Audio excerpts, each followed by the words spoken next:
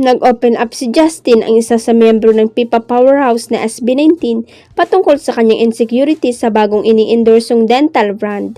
Kasama ni Justin ang fellow members ng grupo na sina Stel, Pablo, Ken at Josh bilang bagong celebrity ambassador ng Novo Dental Clinic.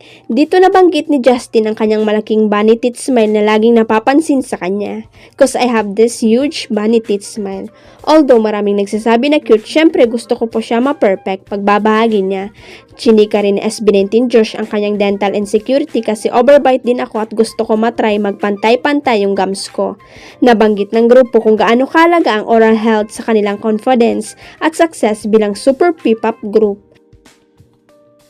Nais ngayon ng grupo na paigtingin ang pag-promote sa dental health awareness para sa bawat pamilyang Pilipino dahil nakikita nila kung gaano ito kahalaga sa kanilang performances.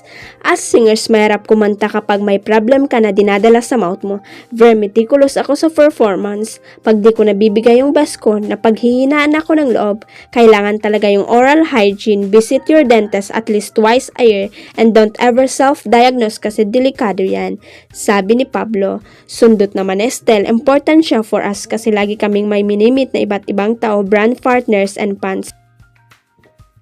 Sundot naman Estel, important siya for us kasi lagi kaming may minimit na iba't ibang tao, brand partners and fans. Dapat maganda experience o important talaga siya na laging presentable. Dila yung physical pero yung aming oral health para sa mga fans na nakakahalubilo namin throughout the day. Para naman kay Ken, best weapon ng isang tao ang kanyang mga ngiti. When I see someone na maganda yung ngiti, nakaka-brighten siya ng atmosphere. Having a very beautiful smile can change someone's mood, paliwanag pa niya.